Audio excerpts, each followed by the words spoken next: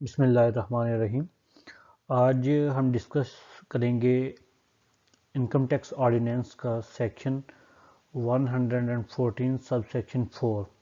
114(4) کا جو نوٹس آتا ہے آپ کو آپ کے آئرس پروفائل پہ، ہم اس پہ ڈسکشن کریں گے۔ 114(4) کا ہم یہ دیکھیں گے کہ نوٹس بیسیکلی ہے کیا اور یہ آتا کیوں ہے۔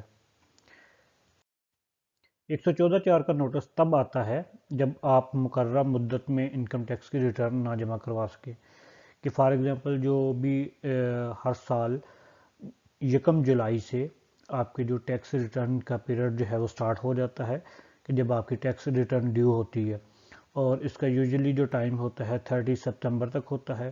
سام ٹائم اس کو ایکسٹینڈ کر دیا جاتا ہے، جیسے یہ 2022 میں 15 دسمبر تک ایکسٹینڈ کر دیا گیا تھا۔ پہلے یہ 15 اکتوبر تک ایکسٹینڈ ہوا تھا، پھر نومبر تک ایکسٹینڈ ہوا تھا، پھر اس طرح جو ہے وہ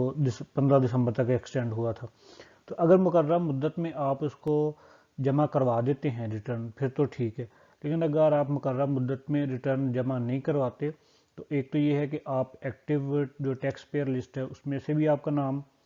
نکل جائے گا، یعنی کہ آپ ان ایکٹیو ہو جائیں گے، آپ نان فائلر ہو جائیں گے۔ اور دوسرا یہ ہے کہ آپ کو یہ 114(4) کا نوٹس آ جائے گا۔ اگر آپ کو 114(4) کا نوٹس آ جاتا ہے تو 114(4) کا نوٹس آنے کے باوجود بھی اگر آپ اپنے انکم ٹیکس ریٹرن نہ جمع کروائیں تو پھر کیا ہوگا؟ پھر آپ کو جو سیکشن 182 میں جو ٹیبل دیا گیا ہے انکم ٹیکس آرڈیننس کے سیکشن 182 کے ٹیبل کے مطابق آپ کو مختلف قسم کے جرمانے ہو سکتے ہیں، جس کو ہم ڈیٹیل سے ڈسکس کرتے ہیں۔ یہاں پہ آج ہم صرف وہ جرمانے ڈسکس کریں گے جو کہ سیکشن 114 اور سیکشن 118 کے حوالے سے ہیں۔ اس میں سب سے پہلے یہ ہے کہ ہمیں جو کم سے کم جرمانہ وہ یہ ہو سکتا ہے کہ اس سال کے جو قابل ادائیگی ٹیکس کا یومیہ 0.1% جرمانہ ہوگا۔ مثال کے طور پر اس سال ہمارا جو ٹیکس تھا، ہماری جو آمدنی تھی، اس کے اوپر جو ٹیکس ہمیں ادا کرنا تھا، ہمارا اس سال کا 10,000 روپے ٹیکس اگر ادا کرنا تھا تو 10,000 کا 0.1% یومیہ کے حساب سے جرمانہ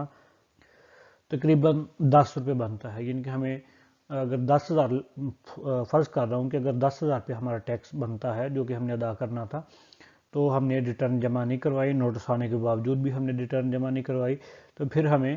اگر 10,000 روپے ہمارا ٹیکس بنتا ہے تو اس حساب سے یومیہ جو ہے ہمیں 10 روپے جرمانہ ہوگا، یا پھر ہمیں ٹیکس کے حساب سے جو ہے وہ جتنا بھی ہمارا ٹیکس چارج ہوگا اس کے حساب سے یومیہ ہمیں 1,000 روپے جرمانہ بھی ہو سکتا ہے۔ اس میں کم سے کم جرمانہ جو ہے، کم از کم جرمانہ یہ ہوگا کہ اگر تو آپ کی آمدن کا 75% حصہ آپ کی تنخواہ ہے، یعنی کہ آپ اپنے جو بھی آپ کی آمدنی ہے اور آپ کی آمدن کا جو 75% حصہ جو ہے وہ آپ کی تنخواہ ہے، تو پھر آپ کو جو جرمانہ ہے وہ 10,000 تک ہوگا، اگر یہ کم سے کم جرمانہ ہے۔ اور اگر اس کے علاوہ جو ہے وہ باقی صورتیں ہیں، مثال کے طور پر آپ بزنس کر رہے ہیں یا آپ کی آمدنی سے زیادہ آپ کے بزنس سے انکم آ رہی ہے، تو اس صورت میں، یا پھر آپ کو کاروباری ہیں، آپ کی کوئی کمپنی سے، یا جو بھی اس کے علاوہ صورتحال ہوگی جس میں آپ کی آمدنی کا زیادہ حصہ جو ہے وہ تنخواہ کے علاوہ کوئی کاروبار ہے یا کسی اور قسم کی ایکٹیویٹی ہے، تو اس میں آپ کا جو ہے کم از کم جرمانہ 50,000 روپیہ ہوگا اگر آپ اپنی انکم ٹیکس ریٹرن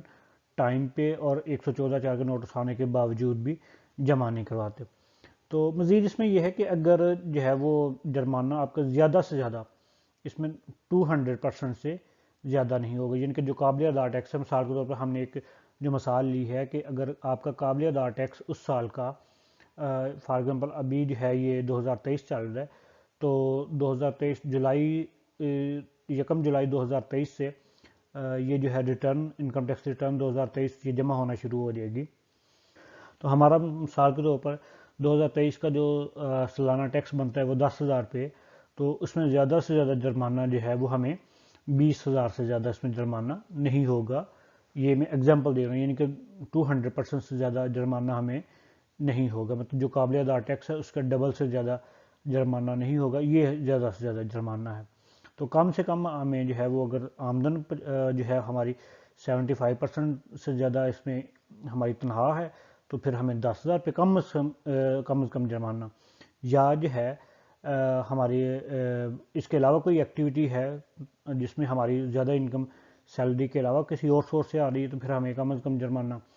50,000 ہوگا. یا پھر دوسری جو دیگر صورتیں ہیں ان دیگر صورتوں کے مطابق ہمیں جیسے وہ پہلے میں ڈسکس کر چکا ہوں کہ 0.1% ڈیلی، یا پھر